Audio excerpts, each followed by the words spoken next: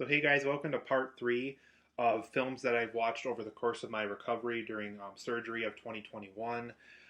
This is just more films that I've seen over the course of my recovery that I've given ratings for, and just want to share my overall thoughts on some of these films with you guys. So, this is part three. I do have two earlier videos before this one for those who haven't had a chance to see those. But let's get started here. I do have quite a few more films to talk about. So the next film I saw over the course of my recovery was Hellraiser 3: Hell on Earth. I've seen the first two Hellraiser films a while ago. I really enjoyed the second film, and for the most part, I enjoyed the first film as well. But Hellraiser 3: Hell on Earth I thought was okay. I kind of vaguely saw this film in pieces a while ago, not the entire thing. And I guess for my positives and negatives of this one, it has kind of an interesting side story regarding a reporter kind of trying to solve a hurt person case. Why this person was just so damaged and broken after they finally got this person to an ER. I thought that side story in Hellraiser 3 was kind of interesting. It does continue certain elements of the first two installments of the franchise, such as I think her name was Kirsty, played by Ashley Lawrence. They kind of vaguely go over that a little bit in this movie. They do go over a little bit more of Pinhead's origins and kind of how he wasn't a really terrible person before he became Pinhead, but once he became Pinhead, it kind of became this really terrible entity within the Pandora box and things like that. But for the most part, Hellraiser 3: Hell on Earth, and even though the first two films aren't really known for their acting either, this third film in particular, I thought the acting was really pretty bad in it. It does have a lot of unrelatable material for the audience to kind of grasp onto, and so it's a difficult film to kind of get through in that regard because a lot of people seeing this film probably aren't going to be relating to people who spend their entire day in a nightclub and spend their entire savings on random artifacts that would be too difficult to get in a home and things like that. So there's just a lot of things in it where you just kind of have to sit back and wonder what exactly the audience seeing the film would feel regarding, like, oh, hey, I could relate to that, or that's interesting, or there's just a lot of moments in the film where you just kind of sit back and wonder, how is that going to be relatable to anybody? It does sometimes talk down to its audience too. There is a lot of things where they kind of expect you to just kind of see the first two Hellraiser films and just kind of run along with it a lot, and it just kind of it doesn't feel like a very intelligent film. And I think that's another negative I have with the movies. It just for the first two films having so many ideas about what Pandora's box could be and what if it was this terrible thing instead of this thing that everybody's looking for and things like that.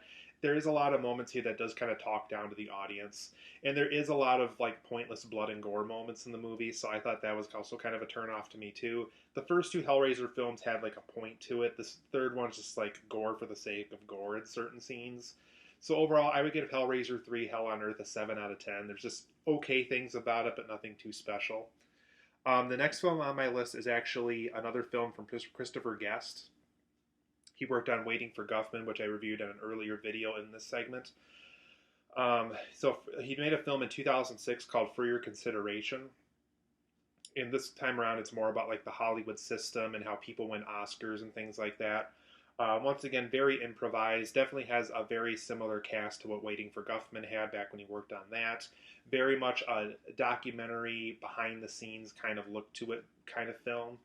But for my positives and negatives for your consideration, I thought it was very funny. It has a lot to say about how silly show business can be. It does have a lot of its mind regarding people who win a lot of rewards, even though it is sometimes very exaggerated. And actually, the film makes a point about that, of how exaggerated people winning awards can be when that comes to the Hollywood system. It spoofs old-fashioned films and acting performances in a goofy way, very much in an improvised fashion in the spirit of another Christopher Guest film. So that was a lot of fun to watch in this movie. For my negatives, though, it's not as well crafted as Waiting for Guffman. It doesn't feel as necessary regarding that documentary behind the scenes kind of look to it. So I thought the craftsmanship wasn't quite as good as it was in Waiting for Guffman. There is a lot of slow moments in this movie, unfortunately. Christopher Guest himself really isn't given much as an actor in this film, and he's definitely given more so writing and directing credit in this movie. He actually even plays, I think, a director in the movie, like a fictional director. You really don't see his character very much, and I really liked his character in this too. So I think that's kind of why I was disappointed that they didn't let him do his thing the way he did in Waiting for Guffman and some other films that he worked on. So that aspect of the film is kind of disappointing to me. I also thought the overall story structure felt a little too much like Waiting for Guffman, like it was trying to take the story from Waiting for Guffman, make it about the Hollywood system, make it about people who win Oscars, and it just kind of felt too imitation to me. It didn't feel like it was its own film. It felt like, how can we do Waiting for Guffman again without having to do Waiting for Guffman again? And so it did kind of have that vibe to it. So I would give it an 8 out of 10. It's a good film. It's just not a great film. The next film on my list is actually another Hellraiser film, and I actually jumped to number 6 in the franchise for the next one. So this is Hellraiser Hellseeker. The reason why this installment came off as interesting to me and why I kind of jumped past 4 and 5 to get to this one, because when only is 4 and 5, I heard is really bad installments for the franchise. But Ashley Lawrence from the first 3 Hellraiser films does return in this film with a more prominent role again. Um, and this time around, it's more so about like this guy she's married to and about these horrible things he's done behind her back, and how Pinhead and the Cenobites kind of work their way into that story, and kind of how he finds out about Pandora's box, how Ashley Lawrence's character finds out about Pandora's box again, and things like that after all these years of being able to avoid Pinhead and the Cenobites. But for my overall positives and negatives of Hellraiser Hellseeker, the film's central mystery is very surreal. Ashley, like I said Ashley Lawrence does return to her original role from the first 2 films in this movie. And when I say surreal mystery, I do mean kind of like a Jacob's Ladder, where it's a narrative story that you're used to, but it's done in a very surreal fashion, and you're kind of trying to piece together what exactly all these surreal moments mean throughout the movie.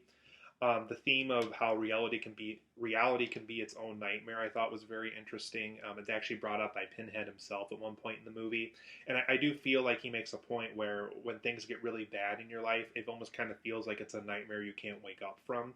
So the theme of reality can be its own nightmare, I thought was a very strong theme in the movie.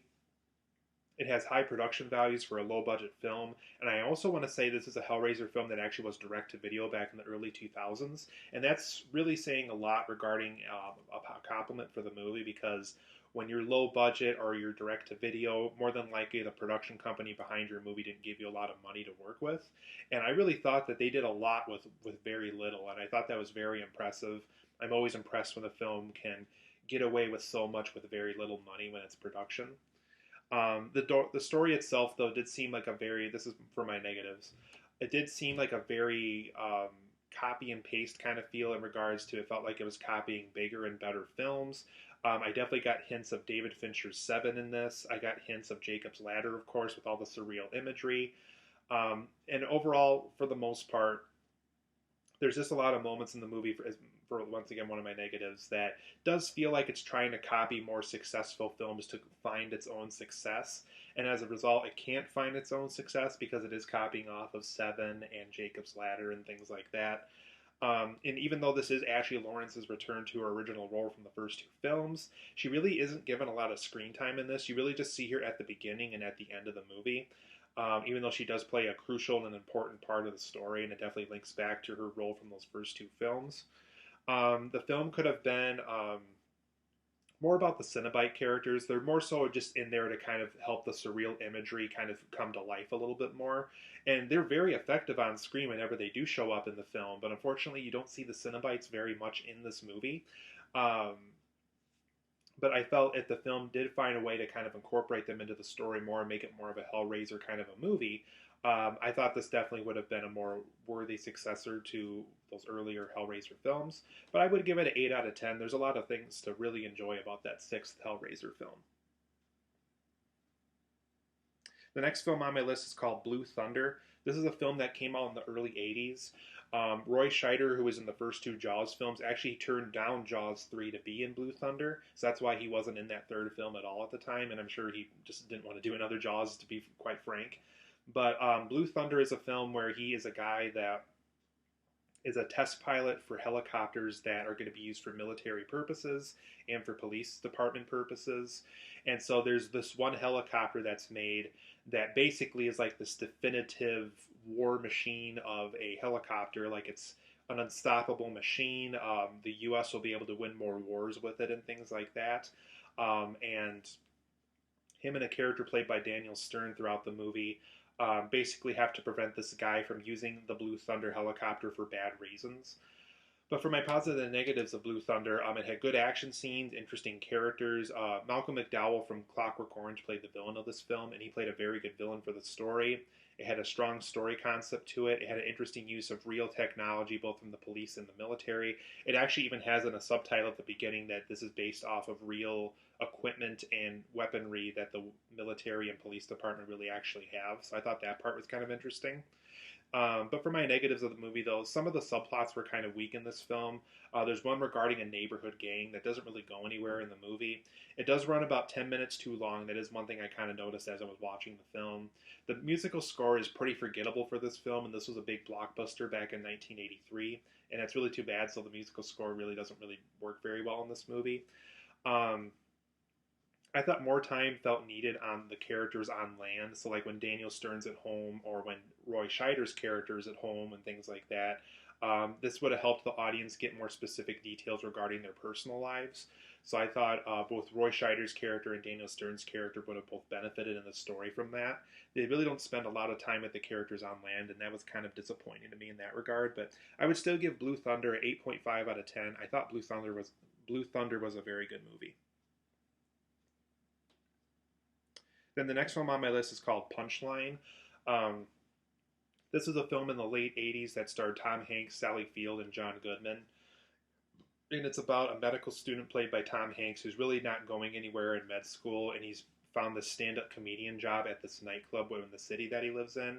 Sally Field's a stay-at-home mom, and her marriage is kind of crumbling apart. She has 3 kids that she has a hard time taking care of. And she's trying to make it big as a stand-up comedian as well. And obviously, with her being a stay-at-home mom and her family kind of relying on her so much, it's hard for her to go to this nightclub to be able to land stand-up routines and things like that as a result. And so Punchline's kind of this journey of 2 people who kind of aren't very happy with their lives and trying to make it big in stand-up comedy and things like that. It was, again, an interesting story overall. But for Punchline, for my positives and negatives for it, it shows how hard show business can be. It does show kind of how if you have one bad routine, if your audience really isn't clicking with you, it could be a really hard business to stay inside of. It explores the flaws of the characters throughout the movie. Shows how Tom Hanks struggled to be a med student, how he became a stand-up comedian, how the stay-at-home mom played by Sally Field, how she landed the stand-up comedy gigs and things like that. The story does significantly pick up by the third act. I really felt really invested in the characters by that point in the movie. But for my negatives of the film, though, it is a very slow-moving film. It's not the most fast-paced film I've ever seen. The comedy doesn't always work in it. It does feel like something that was written by someone who doesn't know a lot about stand-up comedy and how it works in that business. So that aspect of the film was kind of disappointing. And it also does feel longer than it really is. It's a 2-hour movie as it is. And there's just so many dark and sad places the film goes to at times, and it's a film about stand-up comedy. And yeah, I also felt like those sad, darker moments didn't really help the film with where it was trying to be and where it was trying to go and things like that. So I would probably give Punchline a 7.5 out of 10. There's enjoyable aspects to it, but it's not a film that I would say rush out and see or rush out at Redbox to see or rent it on demand anywhere. So 7.5 out of 10 for Punchline. So that's the end of this segment for this part of the video, you guys. I will come back with, I believe, part 4 now of what will be this ongoing series of films that I've watched over the course of my recovery. So make sure to stay tuned for part 4 so I can let you know about other films I've seen over the course of my recovery.